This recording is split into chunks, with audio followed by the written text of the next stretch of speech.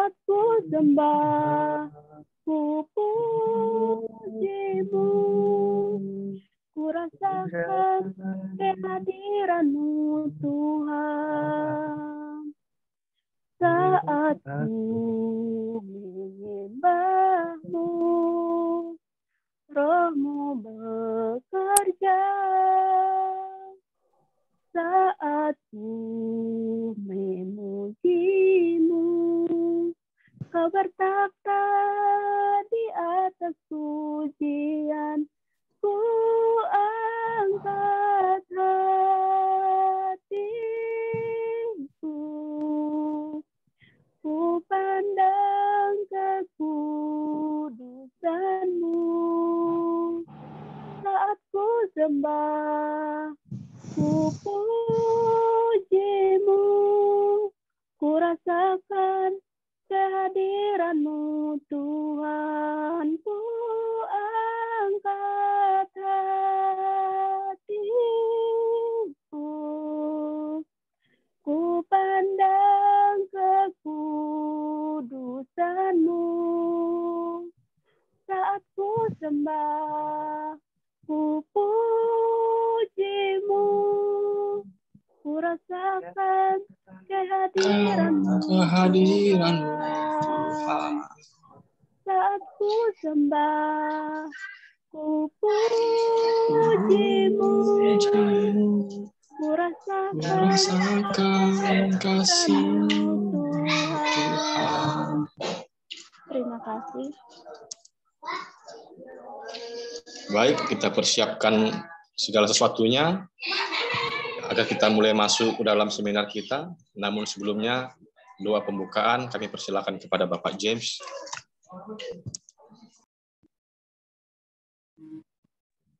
Baik, Shalom. Selamat malam, saudara-saudari yang terkasih dalam Tuhan kita Yesus Kristus. Sebelum kita masuk ke dalam rangkaian acara seminar kita pada malam hari ini, mari kita sama-sama meminta pertolongan Tuhan agar kita dibimbing, kita dipimpin agar boleh menyelesaikannya dengan baik. Mari kita berdoa. Tuhan Allah, Bapa kami yang ada di dalam kerajaan surga, Bapa yang maha murah, Bapa yang maha kasih, terima kasih Tuhan. Engkau telah menuntun menyertai masing-masing kami dalam tugas pekerjaan kami sepanjang satu hari lamanya Tuhan. Terima kasih atas anugerah-Mu yang begitu besar dalam hidup dan kehidupan kami. Kami ada saat ini sebagaimana kami ada Tuhan. Bukan karena kehebatan kami masing-masing, bukan karena kekuatan kami masing-masing, tapi karena kasih karunia-Mu yang begitu besar lewat nafas kehidupan yang masih Engkau berikan bagi kami anak-anak-Mu hingga saat ini Bapa. Bapa yang baik, Bapa yang ada di dalam kerajaan surga, Bapa yang maha murah, Bapa yang maha kasih. Sebentar lagi Tuhan kami anak-anak-Mu akan masuk ke dalam acara seminar kami pada malam hari ini ya Bapa. Kiranya Tuhan Engkau hadir bersama-sama dengan kami. Tutup bungkus kami dengan kuasa darah-Mu Tuhan. Biarlah acara seminar kami ini boleh kami mulai dan boleh kami akhiri di dalam tangan pengasihan-Mu Bapa. Kiranya Tuhan Engkau tuntun acara ini. Biarlah acara ini boleh jadi di dalam nama Bapa, Anak dan Roh Kudus.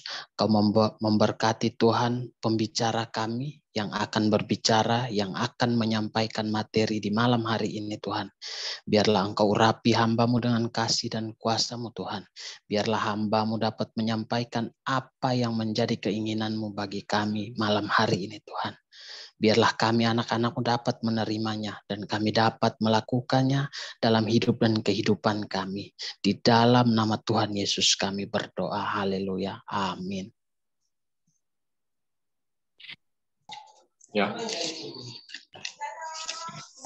Mari kita persiapkan hati kita dan juga sebelumnya saya ingatkan kepada kita, saya sudah membagikan link pertanyaan di grup Menara Doa dan juga di pesan Zoom ini.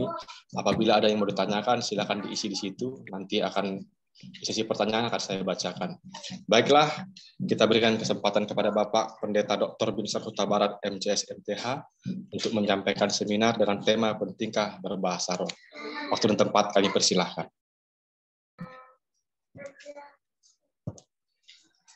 Baik, terima kasih untuk semuanya yang hadir, Bapak Ibu semua, dimanapun Anda berada saat hari ini. Ya, senang bersama-sama dengan semua menara doa tubuh Kristus. Sebelumnya mari kita berdoa. Tuhan, bila Dikau Roh Allah yang kudus menguasai kami semuanya, supaya kami dapat mengerti firman Tuhan yang tertulis ini, dan kemudian juga kami dapat melakukannya dalam kehidupan kami sehari-hari.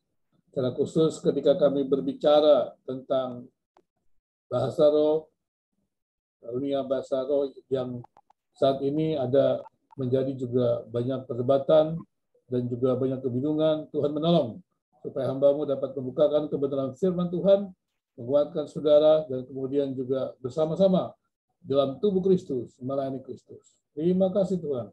Muliakanlah nama Tuhan di tengah-tengah kami. Dalam nama Yesus, kami sudah berdoa dan bersyukur. Amin. Baik, sebelum saya berbicara tentang lebih jauh lagi mengenai tema yang dimintain kepada saya baca firman Tuhan dulu. Pertama-tama saya akan membaca dalam kitab 1 Korintus pasal 12 ayat 1 sampai 11. Kitab Korintus pasal 12 ayat 1 sampai 11 ya. Seperti itu. Demikian firman Tuhan. 1 Korintus pasal 12 ayat 1 sampai 11. Rupa-rupa karunia tapi satu roh. Sekarang tentang karunia-karunia roh, aku mau, saudara-saudara, supaya kamu mengetahui kebenarannya. Kamu tahu bahwa pada waktu kamu masih belum mengenal Allah, kamu tanpa berpikir ditarik kepada berhala-berhala yang bisu. Karena itu aku mau meyakinkan kamu bahwa tidak ada seorang pun yang berkata-kata oleh Roh Allah dapat berkata, terkutuklah Yesus. Dan tidak ada seorang pun yang dapat mengaku Yesus adalah Tuhan selain oleh Roh Kudus. Ada rupa-rupa karunia, tetapi satu roh. Dan ada rupa-rupa pelayanan, tetapi satu Tuhan. Dan ada berbagai-bagai perbuatan ajaib, tetapi Allah adalah satu yang mengerjakan semuanya dalam semua orang. Tetapi kepada tiap-tiap orang, perhatikan baik-baik ini, tetapi kalau tiap-tiap orang dikaruniai penyataan roh untuk kepentingan bersama. Sebab kepada yang seorang roh memberikan karunia untuk berkata-kata dengan hikmat, dan kepada yang lain roh yang sama memberikan karunia berkata-kata dengan pengetahuan. Kepada yang lain, kepada yang seorang roh yang sama memberikan iman, dan kepada yang lain ia memberikan karunia untuk menyembuhkan. Kepada yang seorang roh memberikan kuasa untuk mengadakan mujizat, dan kepada yang lain ia memberikan karunia untuk bernubuat. Dan kepada yang lain lagi, ia memberikan karunia untuk membedakan bermacam-macam roh. Pada yang seorang, ia memberikan karunia untuk berkata-kata dengan bahasa roh. Dan kepada yang lain, ia memberikan karunia untuk menafsirkan bahasa roh. Tetapi semuanya ini dikerjakan oleh roh yang satu dan yang sama, yang memberikan karunia itu kepada tiap-tiap orang secara khusus seperti yang dikehendaki. Baik, terima kasih. Saya akan menggunakan session ini untuk menjelaskan tema yang diberikan kepada saya oleh Pak Julius ya, untuk bisa saya sampaikan pada hari ini. Temanya adalah seperti ini yang diberikan kepada saya. Berdasarkan suratnya adalah, apakah bahasa lidah suatu keharusan bagi orang beriman? Ini yang diberikan kepada saya ya. Jadi, saudara yang dikasih oleh Kristus, tadi saya sudah mendasarinya dengan satu ayat ya. Beberapa ayat dalam 1 Korintus pasal 12 ya. Tapi saya akan menjelaskan juga ya tentang ayat-ayat yang lain begitu ya. Ini ada kesalahan tulis ya. 1 Korintus 12 ya. Demikian juga saya akan membaca ayat-ayat yang lainnya. Tapi sebelum saya menjelaskan atau membahas lebih dalam lagi mengenai apa yang dikatakan dalam Alkitab dalam 1 Korintus pasal 12 ayat 1 sampai 11, saya ingin juga memberikan pengantar terlebih dahulu. Telah dikasih oleh Kristus. Seorang Kristen yang dewasa itu memiliki pemahaman yang lebih baik tentang tubuh Kristus atau gereja dengan tidak menekankan Kristen secara individual. Tadi kan kita sudah katakan, tidak ada seorang yang dapat percaya kepada Yesus kalau tidak karena Roh Kudus. Dikatakan demikian. Jadi Alkitab dengan tegas mengatakan, karena itu aku mau meyakinkan kamu bahwa tidak ada seorang pun yang berkata-kata oleh Roh Allah dapat berkata, terkutuklah Yesus. Dan tidak ada seorang pun yang dapat mengaku Yesus adalah Tuhan selain oleh Roh Kudus. Jadi seorang yang Kristen yang dewasa harus mengakui bahwa orang yang bisa percaya kepada Yesus itu sekali lagi karena Roh Kudus, bukan karena dirinya sendiri. Karena itu seorang Kristen yang dewasa akan mengenai hal ini. Seperti itu. Kemudian tadi saya sudah jelaskan di sini adalah bahwa dalam Alkitab yang kita baca dalam 1 Korintus 12 ayat 1 sampai 13, di situ ditekankan bahwa sebagai satu tubuh Kristus, kita harusnya sungguh-sungguh menghargai kesatuan. Kesatuan bagaimana? Yaitu mengakui Tuhan yang sama, bergantung pada Tuhan yang sama, melayani tubuh Kristus yang sama, dibaptis oleh orang yang sama ke dalam tubuh Kristus. Jadi inilah yang mendasari dari 1 Korintus 12 ayat 1 sampai 13 yang tadi kita bicarakan ya. Dan tadi kita bicarakan 1 sampai 11-nya mengenai juga karunia-karunia roh ya. Termasuk yang di sana adalah karunia roh ya, yang kita sebut juga karunia bahasa lidah itu ya. Kemudian di sini dikatakan juga yang kedua, selain tubuh Kristus itu adalah satu, maka kita juga harus mengakui keragaman. Yaitu jelas sekali bahwa tubuh Kristus itu membutuhkan keberbedaan fungsi untuk hidup. Jadi jangan lupa ini, gereja itu, setiap kita ini gereja memiliki keberagaman. Kalau kita tidak memiliki keberagaman, kita tidak bisa untuk hidup dengan baik ya. Seperti itu ya.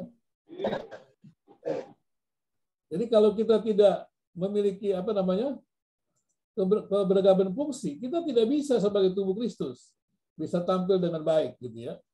Kemudian juga tubuh Kristus itu yang satu itu juga beragam. Karena kenapa beragam? Karena kita harus mempromosikan persatuan untuk dapat saling bergantung satu sama lain. Karena kita beragam, maka kita harus mempromosikan kesatuan. Itu tadi saya katakan, orang Kristen yang dewasa itu bukan hanya menekankan keindividuannya sebagai Kristen, tetapi juga sebagai satu tubuh. Kemudian yang ketiga adalah keragaman anggota-anggota tubuh itu menggenapi kehendak Allah.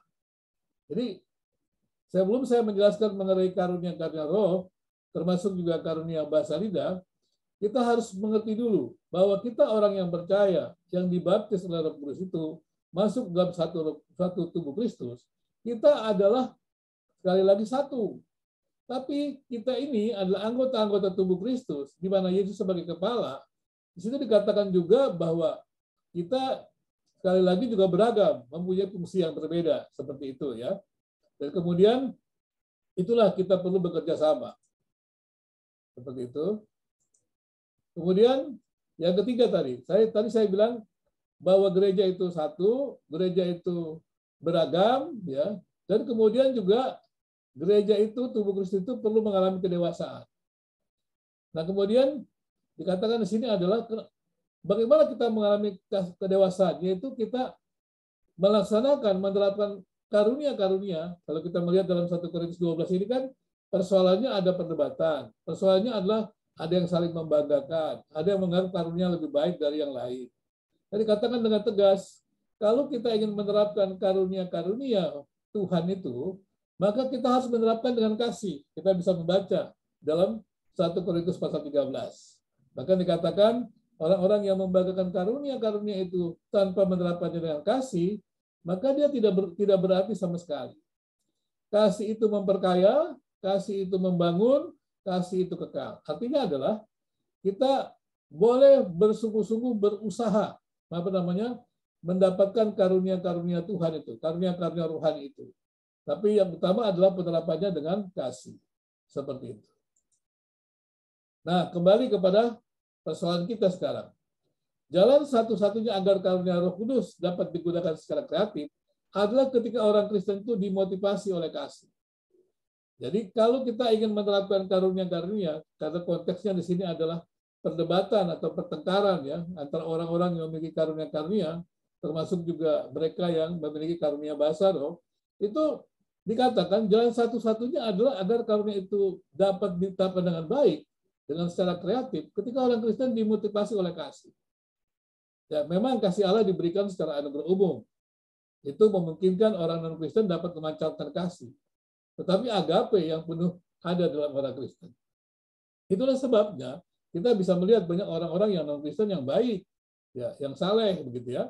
Karena memang kasih itu diberikan secara umum. Karena Tuhan tetap berdaulat atas bumi, memelihara bumi ini, sehingga siapapun yang ada di bumi ini dalam kedaulatan Tuhan, maka ketika Allah memberikan kasih secara umum, maka kita bisa melihat tampilan itu. Tapi sebagai orang Kristen, kita harus tampil mewujudkan kasih agape itu dengan baik sekali.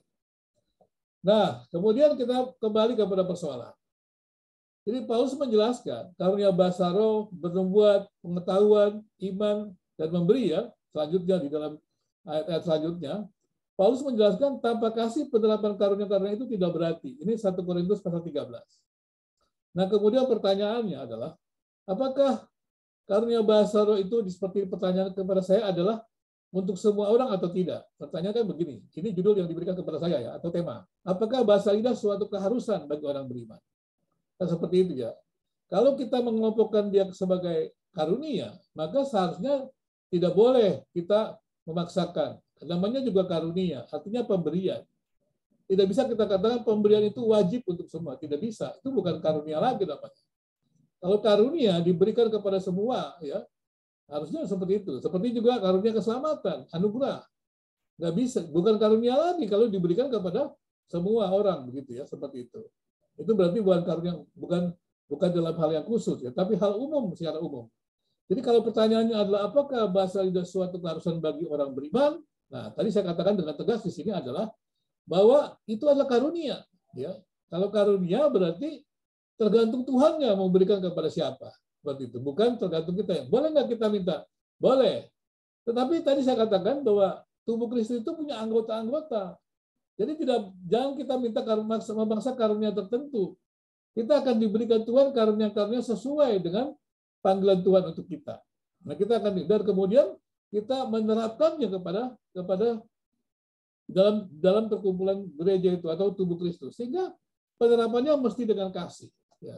Terus terang ini menarik sekali. Saya mendalami ini cukup lama ya. Karena saya kan dari tahun 1986 adalah orang yang berada di gereja karismatik gitu ya. Dan saya juga adalah orang yang dikenal menjadi pendoa begitu ya. Saya bisa berdoa untuk berdoa seperti misalnya dari pagi sampai sore itu hal yang biasa lah ya. Berpuasa begitu 2 hari gitu biasalah. Bahkan 3 hari 3 malam puasa begitu biasalah untuk saya begitu ya. Tapi kemudian pada suatu saat kan saya mengalami banyak karunia-karunia.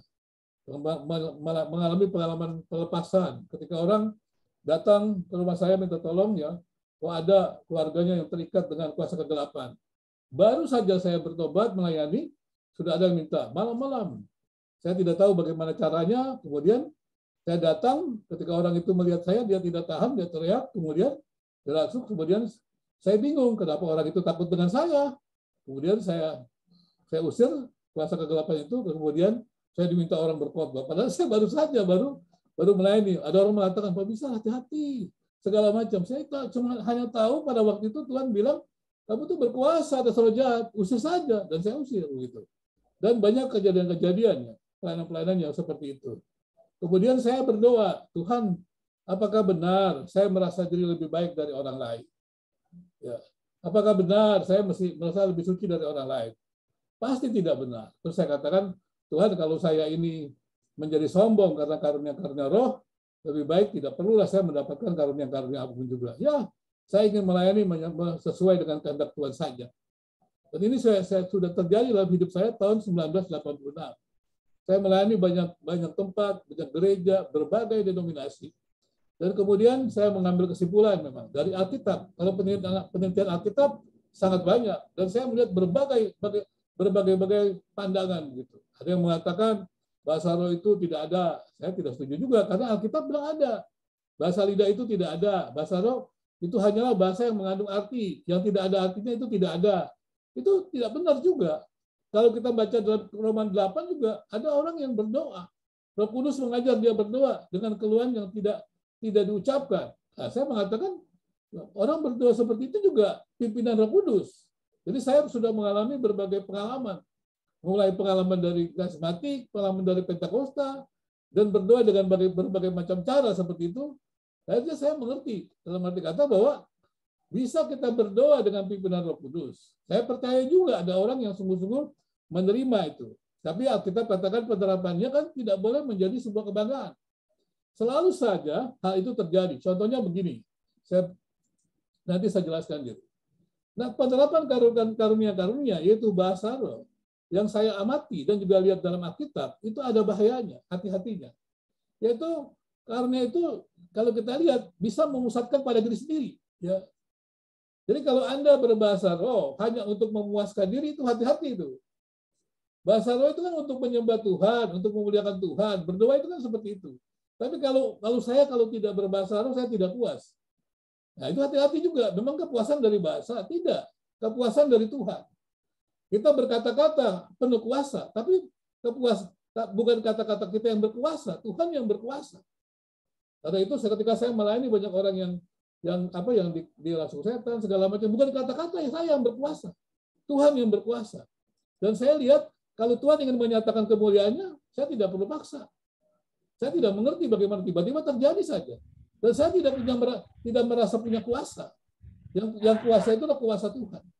Itu seperti itu. Jadi hati-hati dalam hal ini bahasa lidah ini adalah dalam penerapannya seperti itu. Bukannya tidak percaya, tetapi kita harus lihat seperti itu. Melepaskan diri dari akal budi yang hati-hatinya seperti itu. Kemudian membesar-besarkan karunia. Nah, hati-hati kita dijebak juga. Saya banyak ketemu teman-teman yang mengatakan menjadi antipati karena mengalami hal seperti itu. Kita jangan antipati juga gitu. Karena ini kan bahasa roh kan karunia, tidak perlu kita antipati. Tapi kita harus menggunakannya dengan tepat. Kesombongan rohani itu terjadi. Bukan hanya dalam bahasa lidah loh, segala karunia. Karunia kesembuhan kita bisa sombong rohani. Saya pernah punya ketemu orang, dia katakan begini, Pak, kalau tangan saya bergerak, begini Pak, gini, nah pasti orang sembuh. Masa orang sembuh dari tanganmu bergerak, bukan dari Tuhannya, saya bilang. Nggak benar itu. Akhirnya betul, saya ajari mereka, nggak boleh begitu. Kalau pada waktu itu Tuhan menyatakan mukjizat, dan tanganmu bergerak, bukan gara-gara tanganmu bergerak, Tuhan itu sembuh, bukan. Karena kamu percaya Tuhan yang menyatakan kemuliaannya. Seperti itu ya. Ini kadang-kadang kita tidak sadar itu ada fenomena yang bisa mengganggu. Pada saat kita mengalami itu, roh-roh jahat menggoda kita. Harus hati-hati itu. Jadi seperti itu. Tapi apakah kita boleh berbahasa roh? Kalau Anda memang dikarunia bahasa roh, ya nggak apa-apa. Berdoa saja. Kemudian Anda tanya, apakah saya bisa berbahasa roh? Maafkan saya kalau agak sedikit sombong gitu ya. Ini bukan sombong maksudnya. Saya harus mengatakan seperti Paulus. Aku mungkin lebih bisa berbahasa roh dari banyak orang. Terus terang saya katakan itu. Dan saya bisa karena saya katakan saya ini kan orang pendoa kan. Orang yang dulu dikatakan ya di gereja saya tahun 86 itu saya terkenal itu. Doa puasa saya rajin sekali pada waktu itu. Jadi kalau orang mengatakan membanggakan itu, jangan-jangan saya jauh lebih memiliki banyak seperti itu. Tapi bukan itu yang penting. Karena itu saya tidak pernah banyak bersaksi. Karena itu kan untuk diri kita gitu ya. Kalau Tuhan berikan itu oke. Jadi tahun 86 itu saya sampai sekarang. Kalau Anda tanya apakah sekarang saya bisa? Bisa seperti itu. Tapi saya tidak memperhatikan untuk menyombongkan diri. Karena Alkitab dalam 1 Korintus 13 dikatakan kalau tidak ada yang menerjemahkan kita diam. Nah seperti itu dikatakan kan. Nah gitu. Kemudian kalau ditanya apakah kita boleh mengharapkan? Boleh saja, karunia tuh. Gitu. Tapi apakah semua orang harus bisa berbahasa roh? Karunianya banyak gitu. Seperti itu. Jadi kita jangan menafsirkan terlalu sempit atau menafsirkan dengan cara kita sendiri gitu ya. Seperti itu.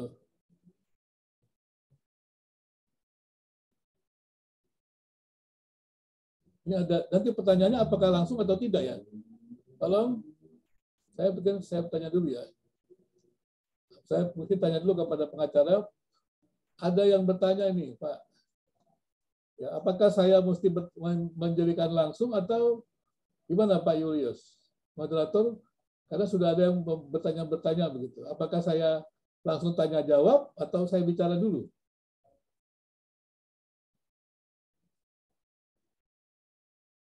Ya, silakan. Yang bertanya lewat mana, Pak? Ya, dikirim. Oh, maksudnya dikirim ke saya, tapi oh. saya kirim gitu ya. Pakai apa? Saya bawa tidak aja kali ya. Ya, supaya jangan terganggu. Ya, Pak. Baik, ya. Baik, jadi begitu. Ya. Bapak bicara aja langsung, Pak. Nanti pertanyaan terakhir, Pak. Baik. Terima kasih, Pak ya. Saya jangan mengecewakan yang ingin bertanya begitu ya. Baik, selanjutnya adalah seperti ini, Bapak Ibu. Jadi caranya bagaimana menjaga karunia? Kalau Anda punya karunia roh, ya, ini pergumulan saya. Saya katakan pertama kali saya melayani Tuhan, itu banyak keajaiban. Ya, banyak keajaiban sekali. Saya membimbing anak kecil berdoa sembuh. Saya cuma hanya menghadapi orang yang terasuk langsung lari dari saya. Saya datang ke suatu rumah, saya lihat tuh ada sesuatu yang lain. Saya nggak ngerti, tapi saya belajar terus. Kemudian saya bilang, ini nggak benar ini, kok saya seperti sombong begitu. Lalu jalan seperti, mana saya seperti apa? Saya harus hati-hati, membedakan roh, misalnya begitu kan. Saya mesti hati-hati. Dan saya belajar terus baik-baik. Saya bergabung dengan banyak gereja, saya belajar dari mereka. Saya berdoa dengan teman-teman di Pentakosta yang berdoa, biasanya mereka kan selalu, haleluya, Tuhan. Gitu. Saya ikuti mereka juga belajar seperti itu. Bukan saya pura-pura, saya belajar, saya ingin tahu, saya ingin belajar sama-sama semua. Jadi berbagai model-model itu saya pelajari. Dengan tulus, bukan dengan keinginan mengejek orang lain. Karena bagi saya tubuh Kristus. Bagi saya orang percaya Yesus, dia itu karena Roh Kudus. Jadi saya tidak boleh memaki siapapun, dan saya belajar. Ini pengalaman saya juga yang terjadi. Sampai saya belajar teologi, sekolah Alkitab di berbagai tempat ya. Jadi jangan memberikan penekanan pada pelayanan kepada Tuhan dan sama. Jadi karunia roh itu harus ditekankan kepada pelayanan kepada Tuhan dan sesama. Kalau karunia bahasa roh yang biasanya di Alkitab adalah kalau kita tuh berdoa menguatkan iman. Kalau prakteknya itu kalau kita tidak ada yang menerjemahkan, ya kita bisa dengan pelan-pelan atau diam dalam hati, itu kan tidak ada masalah seperti itu. Karena tidak semua orang mendapat karunia itu. Nanti kalau kita mengatakan itu, orang menjadi bingung. Banyak orang mengatakan, wah semua orang, tidak ada ayatnya semua orang.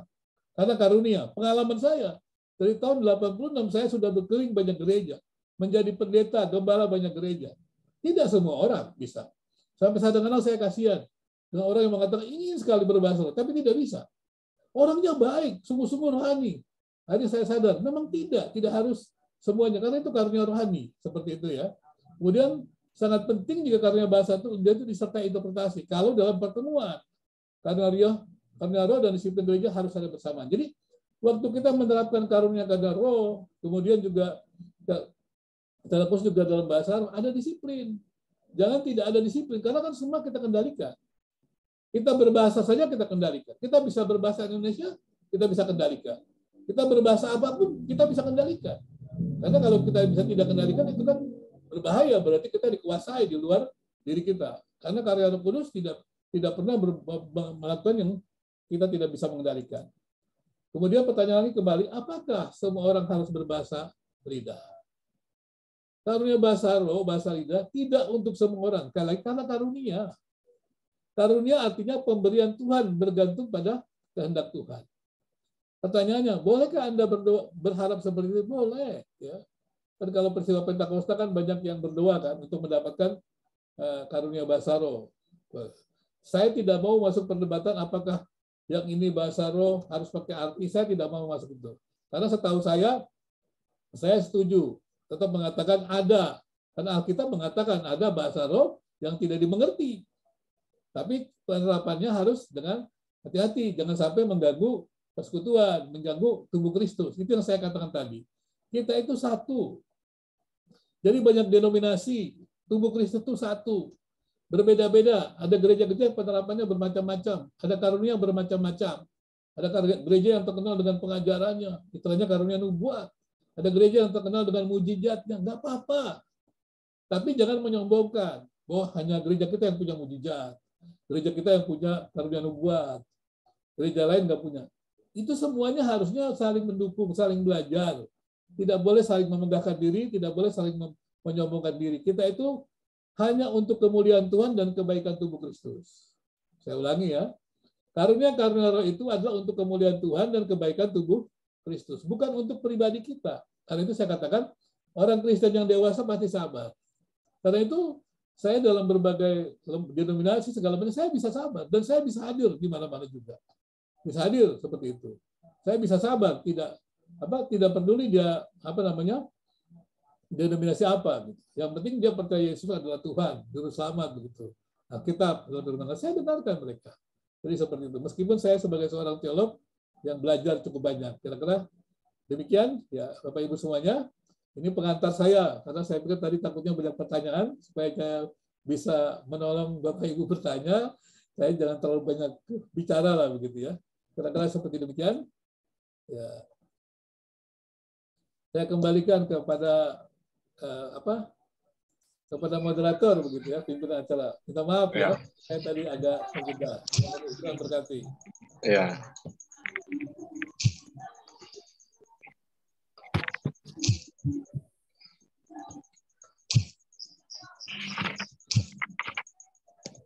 Ya Pak, terima kasih Pak.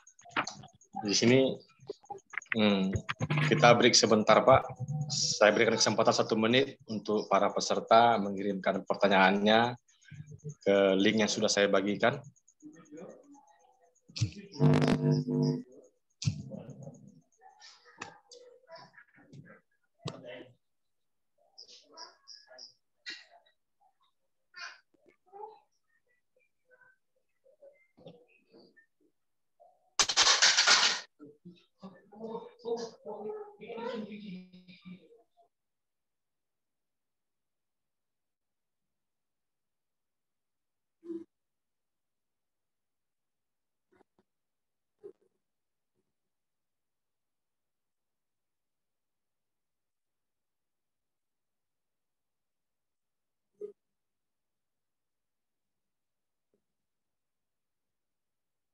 Ya, ini ada pertanyaan masuk Pak dari Ibu Safira Pak dari luar negeri.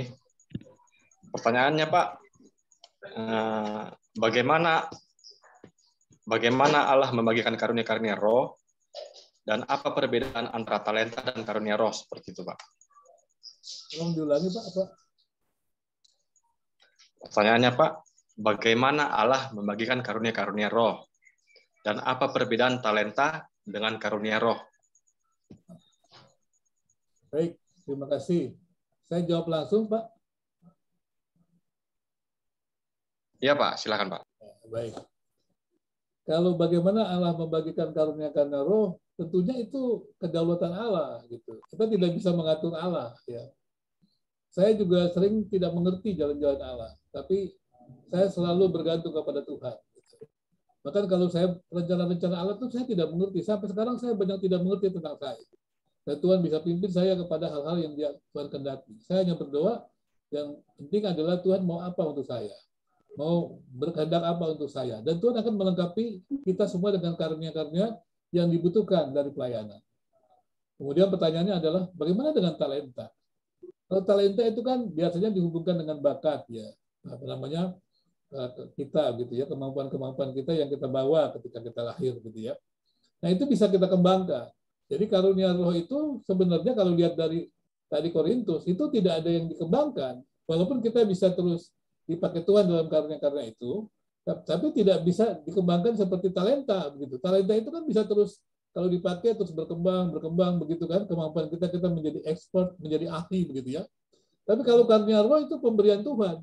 Kan tadi saya katakan misalnya kita diberikan karunia, misalnya juga untuk mujizat, menyembuhkan gitu. Saya pernah baru-baru ini saya berdoa untuk seseorang. Saya tidak tahu bagaimana, tempatnya jauh, dia tiba-tiba pakai video call dengan saya, dia katakan dia sudah tidak kuat, dia sudah dia rasa dia akan meninggal begitu.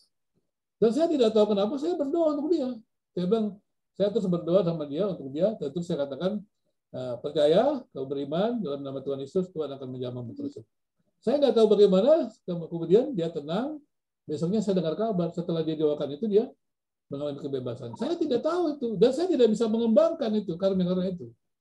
Saya banyak karunia mujizat bisa. Saya nggak bisa mengembangkan. Kalau Tuhan mau buat silakan. Dan saya tidak bisa menuntut Tuhan. Tiba-tiba pernah terjadi misalnya baru-baru ini juga ada orang dari jauh di daerah Kupang begitu berdoa, minta doakan saya. Dia karena takut dengan mana dia melihat roh jahat, begitu takut, ya saya berdoa. Saya ajak dia berdoa, begitu saya ajak berdoa, tiba-tiba dia dengar suara sesuatu untuk melarikan diri dari suara saya. Ya, kemudian dia pingsan, kemudian seperti itu. Jadi dia takut begitu, karena dia memang belum percaya, tapi masih bingung tentang dalam Tuhan Yesus. Saya ajak mereka percaya kepada Yesus. Misalnya, saya nggak bisa mengembangkan itu kalau karunia. Dan Tuhan yang memberi. Tapi kalau talenta bisa kita kembangkan. Saya punya bakat misalnya untuk penulisan karya-karya email, minat saya kembangkan bertahun-tahun, belasan tahun. Akhirnya saya jadi ekspert. Dan saya bisa ahli terus. Itu perbedaan antara karunia roh, ya karunia dari Tuhan, bukan karunia. Karunia kan karunia roh ya. Semua juga karunia juga, talenta juga karunia Tuhan ya. Tolong dibedakan ya antara karunia roh dengan karunia gitu ya. Semua pemberian Tuhan. Tapi yang disebut karunia roh kan tadi yang disebutkan karunia Roh Kudus begitu ya. Jadi mesti dibedakan itu antara karunia roh dengan artinya hanya sekadar dalam terkutip karunia pemberian secara umum. Talenta adalah juga karunia, tapi bukan karunia roh begitu ya. Karunia pemberian secara umum. Kira-kira begitu, Pak Halisli? Ya Pak, terima kasih Pak. Sangat jelas sekali Pak. Dan ada pertanyaan lagi nih Pak. Apakah bahasa roh bisa diulang-ulang bentuk pengucapannya Pak? Seperti mantra, seperti itu Pak. Apakah itu benar dari roh atau tidak? Seperti itu Pak. Baik, terima kasih. Ya, ini saya jelaskan karena saya pengalaman juga dan tahu firman Tuhan. Memang orang-orang yang mengalami bahasa roh, kadang-kadang atau seringkali dia merasa sesuatu kalau dia mengalami benar dari Roh Kudus. Dia merasa sesuatu yang dia rasa ya apa namanya tuh ya puas lah, nyaman, nikmat begitu kan. Kemudian misalnya dia merasa dibebaskan, diberdekakan, lepaslah ketika dia pertama-tama biasanya awal-awalnya penelitian saya demikian. Nah kemudian dia pikir waktu dia diberikan, dia merasa dibebaskan dari dosa-dosa mereka, lepas gitu, dia pikir itu gara-gara bahasa. Masalahnya di situ. Itu karena Tuhan gitu, bukan karena bahasanya. Nah kemudian dia mengulang-ulang bahasanya. Jadi tapi hidupnya tidak taat kepada Tuhan. Tidak peduli dengan dosa, tidak peduli dengan buah-buah roh gitu ya. Dia terus berbahasa roh tapi bukannya menunjukkan hidup yang baik. Nah dia pikir bahasa roh itu yang membuat dia terasa nyaman, terasa tidak bersalah. Enggak, yang membuat dia baik itu Tuhan. Karya Kristus misalnya. Jadi kalau dia memaksa-maksa seperti mantra, nggak ada gunanya. Jadi nggak ada gunanya. Jadi hanya untuk diulang-ulang nggak ada gunanya. Dan itu bukan berdoa menurut Roh Kudus. Kalau kita berdoa menurut Roh Kudus, untuk saya berdoa diam juga tidak masalah. Berdoa mengucapkan kata-kata seperti teman-teman di Pentakosta juga nggak masalah. Tapi bukan mengulang kata-kata dalam arti kata-kata berkuasa ya tidak. Dia ingin menyebut Tuhan. Tapi kemudian dia mengucapkan kata-kata itu bagaimana? Kalau memang dia betul-betul dalam arti kata dia berdoa, dia minta ampun kepada Tuhan, dia minta penyucian Tuhan, ya berdoa dengan bahasa apapun juga dia akan dibebaskan. Kalau dia mengembangkan karunia bahasa roh, bahasa lidah, dia mengucapkan itu. Setahu saya memang dari penelitian saya mereka merasa itu tenang karena memang awalnya begitu. Tapi jangan sampai ukurannya itu senang, ukurannya itu nyaman. Ukurannya waktu saya berdoa itu jadi benar atau tidak. Suatu saat saya pernah melayani seorang ya. Dia setiap kali ditegur minta maaf. Kemudian malah nangis-nangis. Suatu saat dia ingin menjadi hamba Tuhan. Kemudian dia juga berbahasa roh gitu kan. Kemudian setiap saya tegur dia berdoa. Kemudian saya bilang sudah berhenti kamu berdoa. Dia pikir dengan berdoa begitu dia jadi benar. Berdoa, bertobat kamu. Saya bilang. Baru kamu berdoa dengan benar. Saya tegur keras begitu. Jangan bermain-main dengan seakan-akan kamu bertobat dengan menggunakan bahasa roh itu. Tapi sebentar lagi kamu buat dosa lagi. Nggak benar itu, saya bilang. Kalau memang kamu benar bertobat dengan berdoa dengan bahasa roh itu, ya berubah dong. Saya bilang begitu. Saya tegur begitu. Mungkin orang itu tersinggung, tapi akhirnya ya jadi benar, harus begitu. Jadi bukan pengulangan kata-kata yang membuat kita mengalami ya mungkin doa. Kan kalau doa kan Roh Kudus yang mimpin. Bahasa roh itu tidak boleh mengalir di berulang-ulang. Walaupun kebanyakan kata-kata seperti itu ada yang berulang yang sama atau apa, itu kan kita nggak tahu artinya. Persoalannya kan kita nggak tahu artinya dalam bahasa roh itu. Tapi Alkitab bilang ada. Nah, kalau saya kan tidak mengatakan tidak ada. Apakah ada yang meniru-niru? Menurut saya, mungkin saja ada yang meniru-niru. Tapi penelitian saya, kesalahannya adalah mereka berpikir bahasanya itu yang berkuasa. Bukan bahasanya yang berkuasa, Tuhannya yang berkuasa. Kalau orang berbahasa, orang kena kuasa kegelapan, berbahasa roh. Nggak ada pengaruhnya. Nggak ada pengaruhnya dia. Kemudian dekat saya, orang itu saya usir ya, ini kamu keluar, bisa beres. Jadi dia pikir bahasa roh itu yang mengusir kuasa kegelapan. Enggak, kuasa kegelapan kan tahu. Seperti itu. Kira-kira seperti itu ya, menurut saya mungkin kesalahan pahaman gitu. Harusnya sih kalau dia berdoa bahasa lidah ya nggak begitu gitu. Tapi dengan gitu. Ya Pak, terima kasih Pak. Ada lagi nih pertanyaan Pak. Apakah ada cara membedakan atau bisa dibedakankah Pak bahasa roh yang asli dari Tuhan atau tidak Pak? Ya, kalau saya mengatakan begitu. Kalau orang punya karunia roh bukan hanya bahasa roh, semua karunia. Apakah hidupnya memuliakan Tuhan? Ya, hidupnya rohani atau tidak? Bukan hanya bahasa roh. Semua karunia. Tidak peduli dia karunia mujizat, karunia apapun juga. Pertanyaannya begini, apakah dia memuliakan Tuhan? Ya, seperti itu. Apakah dia memuliakan Tuhan dan hidup saleh, rohani? Jadi kalau saya seperti itu. Kalau membedakannya, walaupun ada orang yang membedakan dengan, oh ini bukan atau tidak, itu kan menurut saya agak subjektif. Ada kan karunia membedakan Tuhan juga siapa yang periksa? Kan harus jemaat. Jadi tidak boleh kita tuh periksa sendiri. Perasaan kita punya karunia semuanya, membedakan roh. Tidak, harus bersama-sama dengan jemaat. Saya jelaskan ya, sebuah pengalaman ya. Suatu saat ada sebuah gereja, saya tidak usah sebut. Dan kemudian dia kerap berbahasa roh, dan kemudian kerap menyebutkan nubuat. Ya kan? Mereka masalah berbahasa roh biasanya kan dalam gereja tertentu tuh melengking gitu kan. Kemudian mereka mengajarkan kalau sudah begitu pesannya gitu kan. Nah kemudian terjadilah begitu. Karena memang rutinitasnya begitu, dia terjadi begitu. Dia bernubuat. Jadi sebenarnya karena kebiasaan-kebiasaan itu ya. Nah, suatu saat kita sedang berdoa bersama-sama. Kemudian nah, kebetulan saya juga dulu orang yang termasuk dianggap punya karunia-karunia itu semua. Dan kemudian saya merasa tidak nyaman. Terus saya tanya begini, kenapa ya kita harus bernubuat padahal ada orang-orang malu kalau mereka kita katakan di muka umum. Abang saya salah satu yang menjadi malu karena dinubuatkan segala macam nggak benar, artinya dia tidak ke gereja. Ini apa nubuat dari Tuhan? Kemudian saya susah sekali membawa dia untuk kembali kepada Tuhan. Dan kemudian saya bilang kepada mereka, ini sesuatu yang tidak benar menurut saya. Coba kita berdoa sama-sama. Ini di ruang doa ya. Apa harus kita mengucapkan seperti itu? Apa kita tidak ngomong aja dengan orang itu? Saya merasa Tuhan, saya seperti mendapatkan hal dari Tuhan mengenai hal ini. Ngomong aja pribadi. Itu memang benar kan? Kenapa harus di muka umum mempermalukan orang? Kepada mereka gitu. Akhirnya mereka setuju.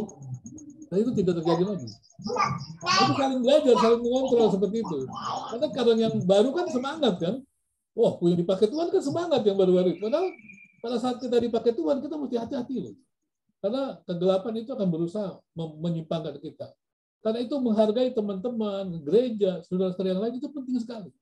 Saya harus katakan, pengalaman saya yang dianggap orang itu luar biasa. Mungkin sampai ada orang mengatakan begini, kita belasan tahun yang lampau. Pak Bisan nih kalau bicara tentang itu mungkin udah jadi orang hebat. Saya bilang saya melayani Tuhan. Bukan menjadi orang hebat. Nggak penting untuk saya untuk jadi orang hebat, menjadi apapun juga nggak penting. Yang penting saya berkenan kepada Tuhan. Saya katakan begitu. Nah kira-kira seperti itu. Ada lagi, Pak Alisi? Ya, ada lagi nih Pak. Ada satu pertanyaan ini Pak mengenai rohanian. Bagaimana cara untuk kita menjauhi dari kesombongan rohani? Dan apakah kesombongan rohani itu bisa berpengaruh terhadap pelayanan kita dalam setiap pelayanan, Pak? Alkitab dengan jelas, kesombongan itu mendahului kejatuhan. Itu Alkitab yang katakan sendiri. Kesombongan itu mendahului kejatuhan. Kan saya katakan, pada awal-awal saya pelayanan, saya banyak mengalami banyak mujizat. Orang datang, minta dilepaskan dari jimat-jimat mereka. Banyak sekali. Bahkan waktu saya di sebuah STT, setiap semester orang yang baru datang dari mana-mana, itu mereka menyerahkan segala macam jimatnya itu ke saya. Untuk didoakan, dilepaskan, dibebaskan. Ya banyaklah mengalami seperti itu. Ya apa awal-awalnya sebelum saya masuk sekolah teologi juga begitu. Ya. Nah, kalau pada saat yang bersamaan, iblis kan tidak ingin kita itu dipakai Tuhan terus kan. Maka itu akan terjadi kesombongan. Kesombongan itu artinya apa? Kesombongan itu artinya begini, saya bisa loh, Tuhan tidak perlu. Itu artinya kesombongan. Saya bisa sendiri melakukannya. Saya sudah pernah melakukannya Tuhan tidak perlu ikut campur. Nah itu sombong artinya. Sebenarnya begitu, walaupun dia katakan dia berdoa, sebenarnya dia merasa doa saya lebih kuat, lebih ajaib, lebih mujarab gitu. Mungkin lebih dari Tuhan Yesus, mungkin begitu misalnya. Itu kesombongan. Karena kita itu tidak bisa buat apa-apa tanpa Tuhan. Jadi saya yang ketakutan saya adalah itu. Saya selalu berdoa, Tuhan, janganlah saya merasa diri maha tahu, maha mampu, dan segalanya. Biarlah saya berada di dalam Tuhan dan Tuhan pimpin saya. Meskipun saya dianggap bodoh, nggak apa-apa. Walaupun saya sebagai seorang dokter peneliti, banyak tahu, saya katakan Tuhan, saya tidak pernah tahu dengan pasti jalan Tuhan. Karena Tuhan yang tahu segalanya. Tuntunlah aku, supaya aku bisa mengenal. Makin lama mengenal. Dan bahkan ketakutan saya adalah, ketika kita merasa jadi ahli, kita merasa biasa melayani, itu ketakutan saya. Anda merasa punya segalanya, Anda bisa melayani, itu ketakutan yang harusnya Anda takuti. Karena pelayanan itu adalah kebergantungan dengan Tuhan. Pelayanan itu hanya ada di dalam Tuhan. Nggak usah kita merasa lebih hebat dari orang lain, lebih pintar dari orang lain. Saya selalu katakan doktrin hebat, pengalaman hebat. Nggak penting itu, semuanya untuk kemuliaan Tuhan dan kebaikan gereja sesama. Kita harus punya kebaikan untuk gereja sesama kita. Kita dorong sesama kita. Kan kita untuk pembangunan tubuh Kristus. Di mana kita sombong? Kalau kita merasa kita tidak bergantung kepada tubuh Kristus, kita merasa tidak bergantung dengan Tuhan, itu sombong. Dan itu sudah pasti akan menghancurkan kita. Jadi harus dihindari. Saya katakan, bagaimana caranya? Ya tiap-tiap hari kita mohon. Tuhan tolonglah, supaya aku tetap berada dalam pimpinan Tuhan. Roh Kudus, pimpin aku. Menurut kehendak Tuhan. Bukan menurut kehendakku. Doa itu yang benar begitu, bukan menurut kehendakku. Bagaimanapun hebatnya kita belajar Alkitab, kita tidak pernah menguasai Tuhan. Dan tidak perlu menguasai Tuhan. Dan biarlah kita dikuasai Tuhan terus. Kira-kira begitu, Pak Alisli. Ya, Pak. Ada pertanyaan terakhir ini, Pak. Sebagai tutup, Pak. Mengapa pada umumnya orang yang bisa berbahasa roh itu sebagian dari gereja karismatik, Pak? Sedangkan Protestan jangan sekarang, Pak. Sejarah sekali gitu, Pak.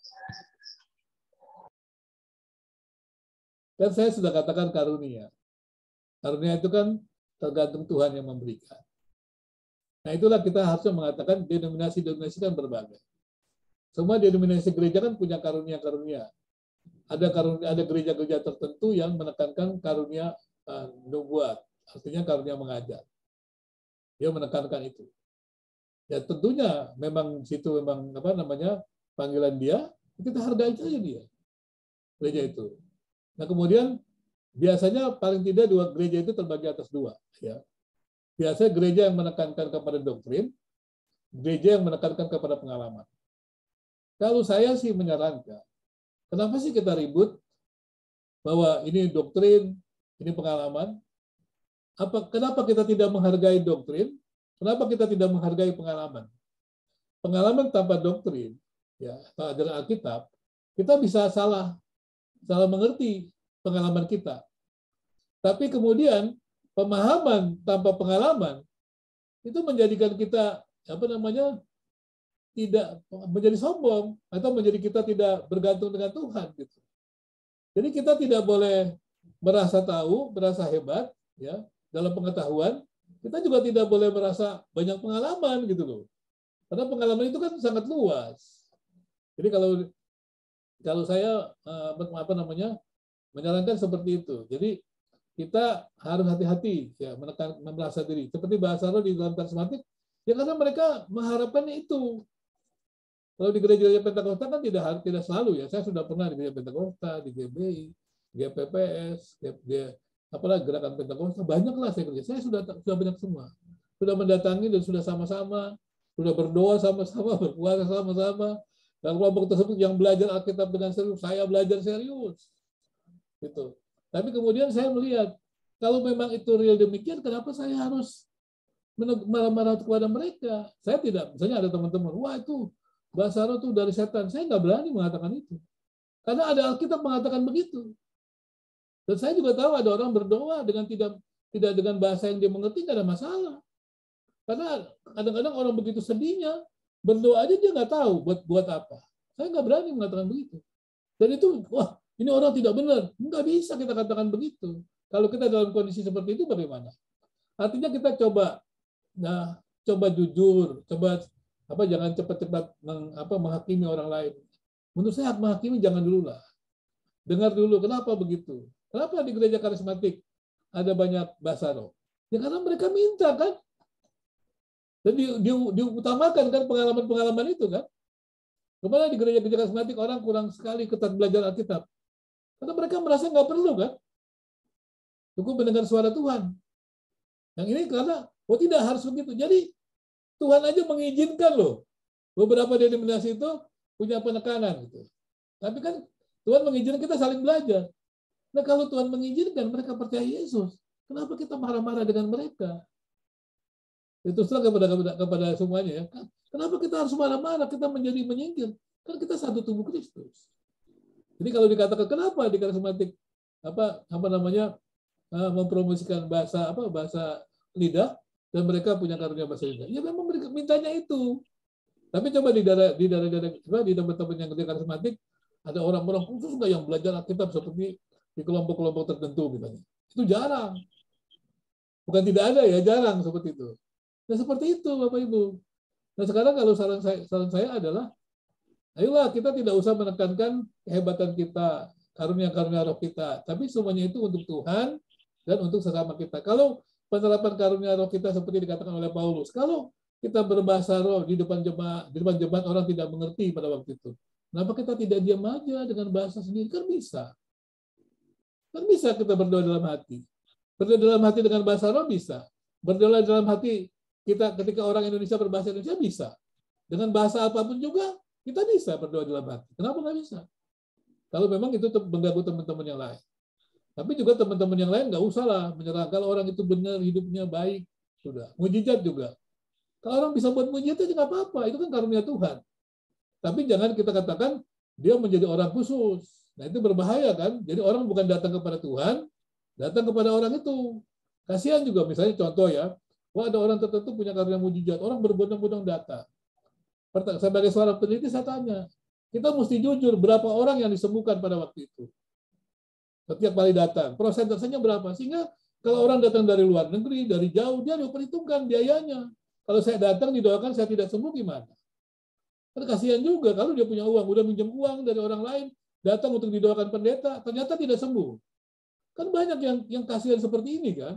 Nah kita mesti jujur, terbuka, saling menolong mereka. Saya katakan, saya percaya, tapi kenapa harus begitu? Kalau orang itu harus menyembuhkan, ya kalau memang begitu datang aja ke rumah-rumah sakit, kan beres gitu kan?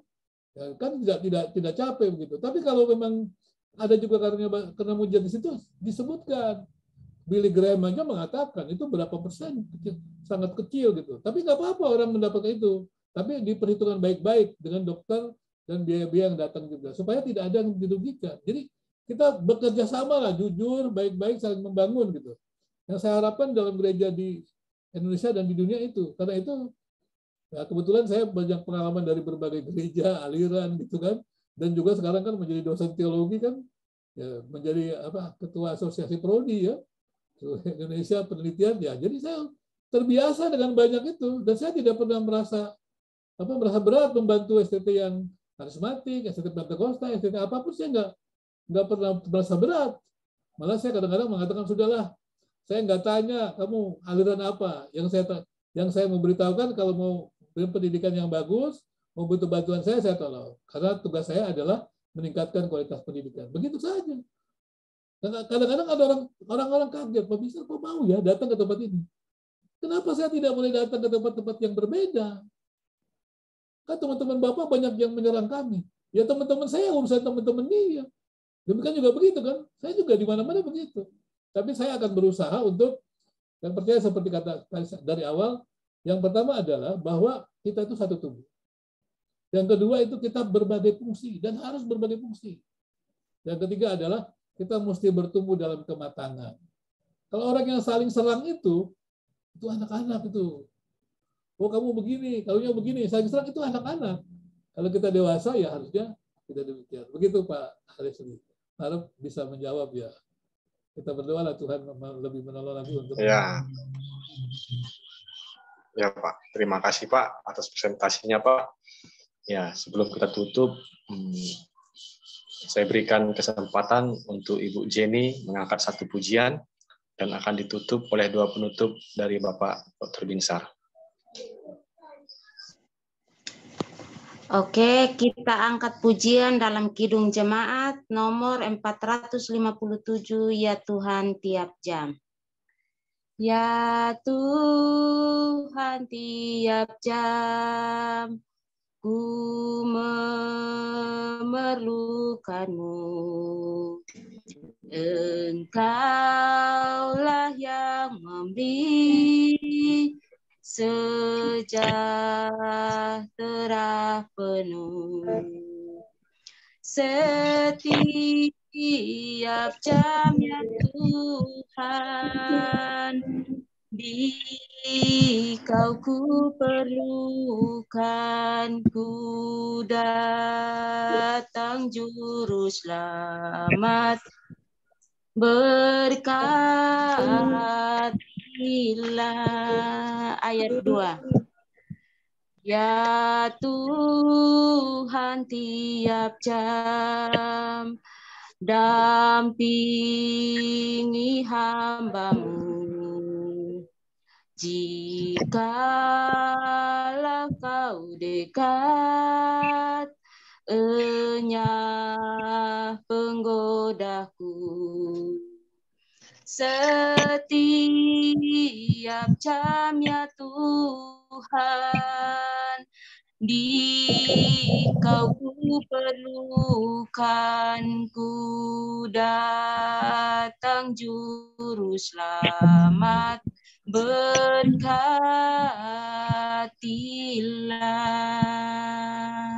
Terima kasih. Mari kita berdoa.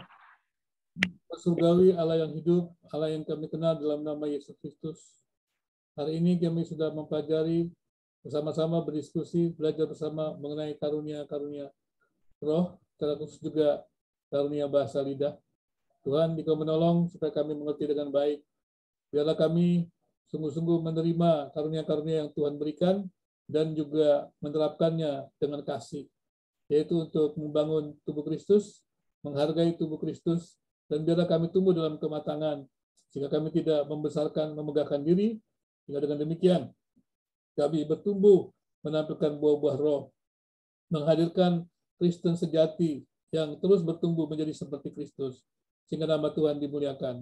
Saya berdoa untuk semua kami dari berbagai denominasi gereja, pengalaman yang beragam, biarlah kami belajar menghargai karya Tuhan dalam kehidupan kami masing-masing, sehingga kemudian memperkaya kami semua, sehingga kami menjadi orang-orang yang bisa memberkati akan banyak orang. Demikian juga dengan menara doa tubuh Kristus. Kami percaya Tuhan bahwa Tuhan memerintahkan kami berdoa. Dan kami tahu Tuhan bahwa hanya Tuhanlah yang Maha Kuasa, yang berdaulat, yang mampu menolong kami, mendewasakan kami. Karena itu pakailah Tuhan menara doa tubuh Kristus ini untuk membangun kehidupan doa, membangun kehidupan rohani, kehidupan Kristen, sehingga memiliki pemahaman yang baik untuk semua. Dan semua yang hadir saat ini boleh menjadi berkat bagi Tuhan. Dimanapun mereka berada, boleh menjadi berkat bagi hormat dan kemuliaan nama Tuhan. Terima kasih Bapak. Di dalam nama Tuhan Yesus Allah hidup itu, kami sudah berdoa dan bersyukur. Amin. Ya, sebelum kita bubar Pak, saya beri